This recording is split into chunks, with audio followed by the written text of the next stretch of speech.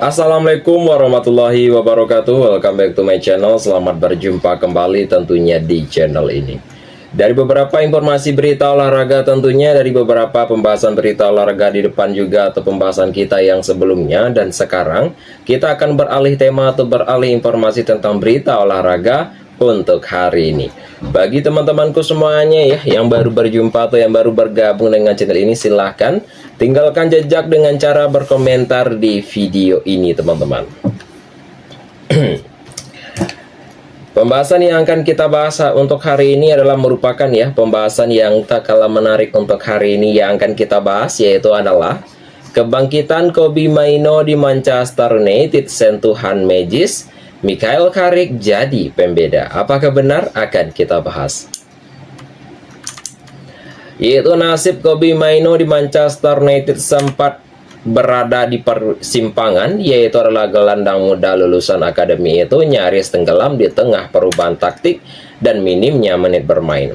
Yaitu namun ya dalam sebuah keputusan yang penting dari Michael Carrick juga mengubah segalanya.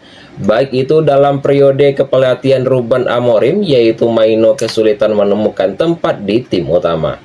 Untuk skema 3-4-3 yang telah diterapkan pelatih asal Portugal tersebut tidak memberikan ruang ide bagi sang gelandang, meski statusnya tepat dipandang sebagai aset dalam jangka panjang klub.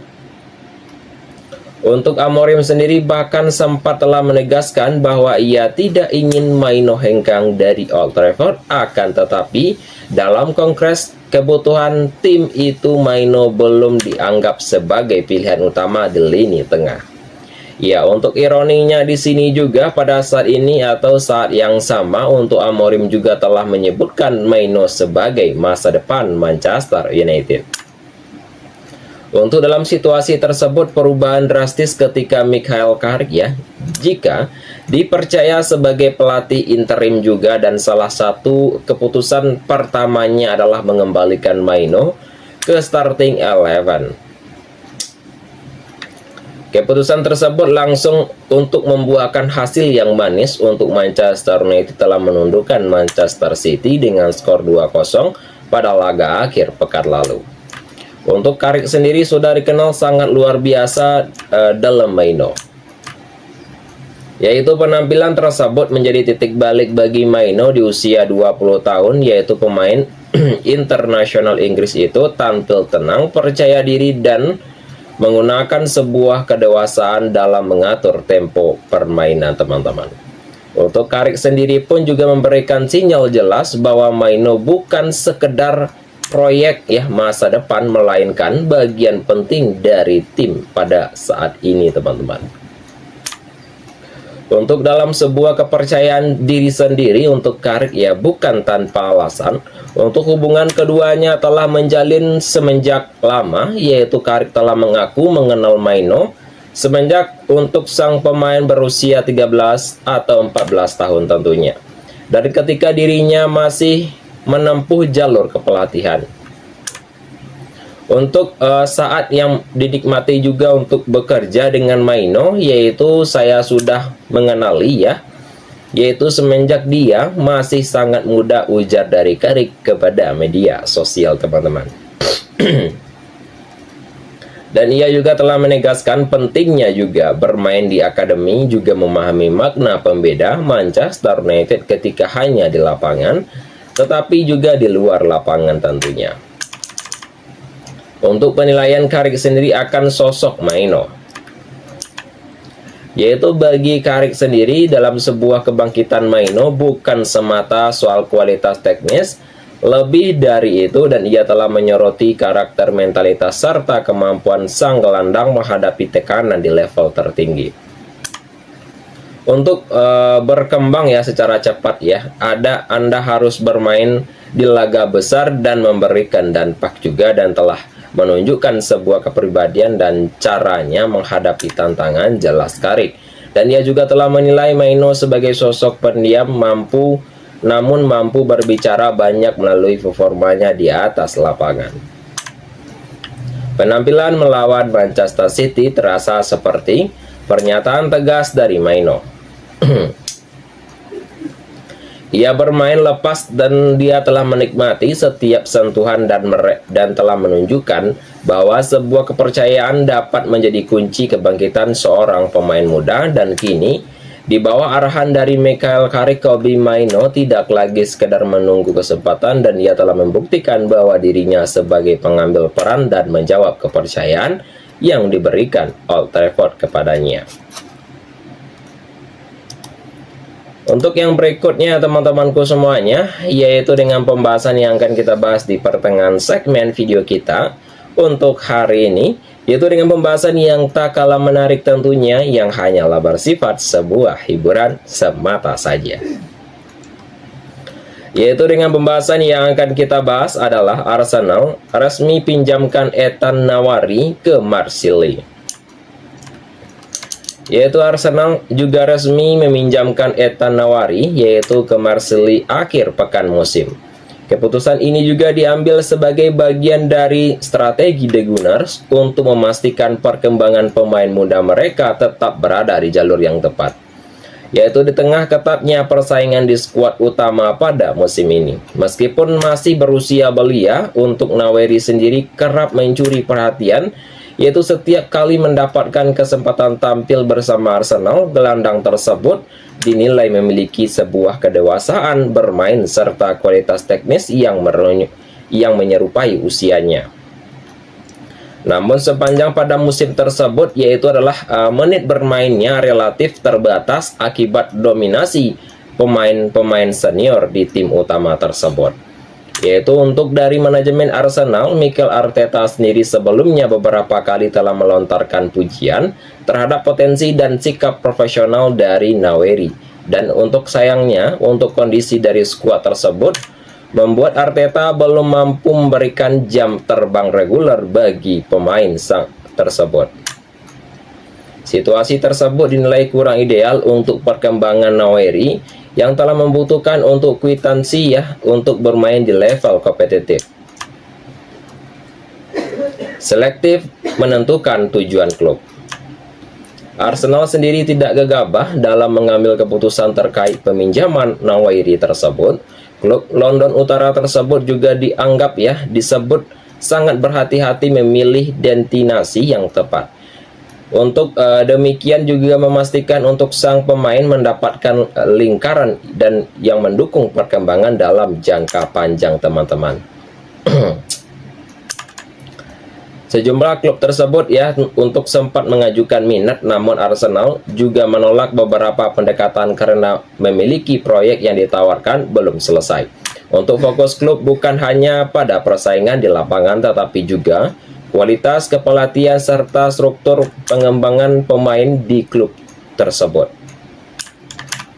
Untuk pendekatan selektif tersebut akhirnya mencuat pada Marseille yang dinilai memenuhi karakter Arsenal dalam membantu perkembangan Nwaneri secara optimal. Faktor dari Roberto jadi pertimbangan, yaitu dari Marseille sendiri saat ini dikenal sebagai klub yang dengan ambisi yang besar dan untuk manajemen yang solid, dan kehadiran dari Roberto sendiri sebagai pelatih itu menjadi salah satu faktor utama yang telah meyakinkan Arsenal di Zerbi memiliki reputasi kuat dalam mengasah talenta muda serta menerapkan pendekatan taktik yang progresif. Untuk Arteta sendiri yang telah meyakini bekerja yaitu di bawah arahan De Zerbi akan membantu Nwaneri untuk mematangkan pemainnya yang mengambil langkah penting dalam karir profesional, baik itu dalam sebuah keyakinan, dan inilah yang membuat Arsenal akhirnya setuju meminjamkan tersebut. Itu menurut laporan juga bahwa dalam sebuah kesempatan peminjaman yaitu kini telah rampung tentunya, untuk Nwaneri dikabarkan bisa segera beradaptasi dan bersaing untuk memperebutkan tempat di skuad Marseille. Untuk publik kini juga menantikan apakah ia langsung mendapatkan kesempatan tampil dalam skuad terdekat untuk menandai awal pertualangan baru di Ligue 1 tentunya. Untuk yang berikutnya kita akan masuk ke dalam pembahasan akhir video kita untuk hari ini. Bagi teman-temanku semuanya yang baru berjumpa atau yang baru bergabung, silahkan tinggalkan jejak dengan cara berkomentar di video ini. Untuk pembahasan akhir yang akan kita bahas yaitu dengan pembahasan yang tak kalah menarik dengan pembahasan ketika Kylian Mbappe mengeksekusi penalti dengan penekatan, yaitu saya ulangi lagi, yaitu adalah ketika Kylian Mbappe mampu mengeksekusi penalti dengan Panenka tetap dihadapkan Brahim Diaz. Apakah maksudnya akan kita bahas secara singkat dan padat tentunya. Yaitu dari aksi Kylian Mbappe yaitu kembali menjadi pusat perhatian saat Real Madrid bertandang ke markas Villarreal yaitu pada pekan ke-21 La Liga. Bukan sekedar gol saja, baik itu dalam sebuah eksekusi penalti Mbappe yaitu mengandung makna yang jauh lebih mendalam tentunya. Yaitu pada laga tersebut di stadion pada minggu lalu juga mereka telah menjanjikan ya teman-teman untuk momen dari simbolik dari sosok yang kini hanya dipandang sebagai bintang. Dan tetapi juga sebuah pemimpin di ruang ganti Los Blancos dan Mbappe juga telah mengeksekusi penalti dengan gaya Panenka, yaitu adalah pilihan yang sangat resiko tetapi telah untuk publik sendiri. Pada publik sepak bola masih membicarakan kegagalan yang serupa yang dialami Brahim Diaz di final Piala Afrika 2025 yang lalu. Dalam kongres tersebut itulah penalti Mbappe tidak berdiri sebagai aksi individual semata dan ia menjadi pesan, gestur dan solidaritas sekaligus pernyataan sebuah kepemimpinan di panggung besar sepak bola Eropa. Untuk Panenka Mbappe dan pesan untuk Brahim Diaz. Untuk di penghujung waktu tambahan melawan Villarreal yaitu adalah Kylian Mbappe dijatuhkan dalam kotak penalti tanpa ragu. Untuk penyerang asal Prancis itu maju sebagai eksekutor dalam situasi yang menuntut ketenangan tinggi tentunya. Ya, untuk di sini juga ya butuh sebuah ketenangan yang sangat tinggi, alih-alih juga memilih untuk lebih aman dan Mbappe juga Mbappe sendiri yaitu bola di tengah gawang dengan gaya Panenka dalam sebuah keputusan yang berani yang langsung mengundang reaksi dari publik dan pengamat La Liga teman-teman. Untuk dari selebrasi Mbappe menjadi sorotan ya yang berikutnya untuk Mbappe sendiri yaitu menghindari untuk Brahim Diaz memeluknya lalu meluapkan ucapnya tentunya dan gestur tersebut ya segera dipahami sebagai pesan profesional syarat empati. Untuk Mbappe sendiri kemudian telah menegaskan makna untuk selebrasi tersebut kepada media yaitu kepada Marca dan ia telah mengatakan bahwa itu adalah bentuk dukungan untuknya. Sebuah kalimat yang singkat yang telah menjelaskan segalanya tanpa perlu penafsiran berlebihan. Untuk yang berikutnya yaitu adalah sebuah pemimpin Mbappe meluas melampaui satu momen. Untuk Brahim Diaz sendiri yaitu tampil impresif sepanjang Piala Afrika 2025 bersama Maroko, namun sorotan tajam setelah ia gagal mengeksekusi penalti dan Panenka di final. Sebuah momen krusial tersebut yang berujung kekalahan untuk Maroko dari segenal di babak pertama untuk perpanjangan waktu. Untuk kritik publik yaitu berharap Diaz juga ya teman-teman ya menjadi latar belakang dari gestur dari Mbappe itu sendiri. Untuk penalti dari Panenka pada tersebut pada La Liga yaitu seolah menjadi pembeda ya teman-teman. Dan bahkan kegagalan yang bukan menjadi alasan tentunya ya untuk menghakimi seorang pemain dan sikap dari konsentrasi tersebut dengan pelaku. Untuk Mbappe yang sebelumnya juga pernah tampil di garis depan membela Vinicius Junior ketika rekan setimnya menjadi sasaran cemooh dan tekanan berlebih dari tribun. Untuk Mbappe sendiri bahkan telah menegaskan bahwa kritik yang seharusnya diarahkan kepada tim secara kolektif bukan individu, yaitu di titik ini dan peran dari Mbappe sendiri di Real Madrid melampaui penentu gol. Dan ia telah menjema untuk figur pemimpin yang memahami dimensi untuk psikologis sepak bola modern. Untuk yang berikutnya kita akan membahas juga sedikit lagi dalam pembahasan akhir ya teman-teman ya, di akhir segmen video kita untuk hari ini teman-teman semuanya, yaitu dengan pembahasan yang tak kalah menarik juga yang akan kami sampaikan hanyalah bersifat sebuah hiburan semata saja.